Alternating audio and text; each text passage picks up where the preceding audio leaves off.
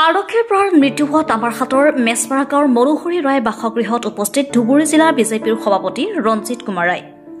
পুত্ৰৰ মৃত্যুত ভাগি পৰা মনোহৰী ৰায়ৰ পৰিয়ালৰ লগত সাক্ষাৎ কৰে ধুবুৰী জিলা বিজেপিৰ সভাপতি গৰাকীয়ে।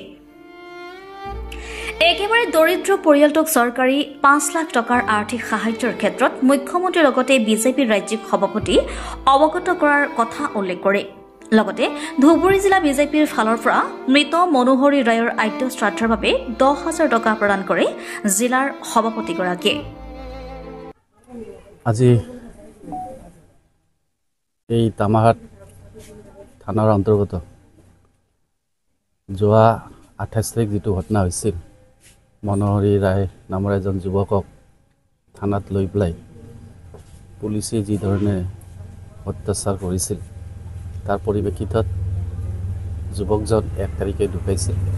তাৰ কাৰণে আমি ভাৰতীয় জনতা পাৰ্টি ধুবুৰী জিলাৰ তৰফৰ পৰা আমি দুখিত। আৰু আমি এই কথাটো যেতিয়া ঘটনাটো ঘটিছিল, তেতিয়া লগে লগে আমি ৰাজ্যিকত আমি এই কথাটো অৱগত কৰাইছিলোঁ। আমাৰ মুখ্যমন্ত্ৰী মাননীয় শ্ৰীযুত হিমন্ত বিশ্ব শৰ্মা দেৱৰো এই ঘটনাটো তেখেতৰো অৱগত হৈছিল। আৰু লগে লগে তেখেতে যি ধৰণে পদক্ষেপ ল'ব লাগে সেই ধৰণে পদক্ষেপ লৈছিল। ইতিমধ্যে আপোনালোকে গম পাইছে, থানাৰ যিজন অচি, সেই অচিজনক তাৰ পৰা অলৰেডি তেখেতক এৰেষ্ট কৰা হৈছে আৰু তেখেতক জেললৈ পঠোৱা হৈছে। লগতে আমাৰ চৰকাৰৰ ফালৰ পৰা যিজন যুৱক শ্ৰীযুত স্বৰ্গীয় মনোহৰ হৰিদেৱ তেখেতে ঢুকাইছিল, ঢুকোৱাৰ কাৰণে আমাৰ মাননীয় মুখ্যমন্ত্ৰীয়ে তেখেতক ৫ লাখ টকা আৰ্থিক সাহায্য মাননীয় মুখ্যমন্ত্ৰীয়ে ইতিমধ্যে প্ৰদান কৰিছে। আৰু আমিও আজি মই ধুবুৰী জিলাৰ সভাপতি হিচাপে আজি তেখেতৰ ঘৰত আহি মই তেখেতৰ আদ্য শ্ৰাদ্ধৰ কাৰণে ১০,০০০ টকা মই ইতিমধ্যে ধুবুৰী জিলাৰ তৰফৰ পৰা আমি তেখেতৰ পৰিয়াললৈ আমি প্ৰদান কৰিছোঁ।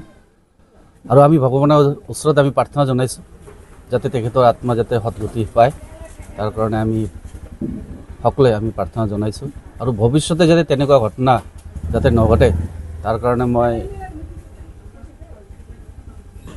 যিজন ব্যক্তি ইতিমধ্যে এই কাম কৰিছে তেখেতক আমি সকীয়াই দিছোঁ। আৰু আমি ভাৰতীয় জনতা পাৰ্টি আৰু আমাৰ বিজেপি চৰকাৰৰ তৰফৰ পৰা আমি যিমানখিনি পাৰোঁ সিমানখিনি আমি পদক্ষেপ লৈছোঁ। ইতিমধ্যে সকলোৱে গম পাইছে। আৰু আগন্তুক দিনত যাতে এনেকুৱা ঘটনা নহয়, তাৰ কাৰণে মই সকলোৰে ওচৰতে মই কামনা কৰিছোঁ। News desk report, Suhana live.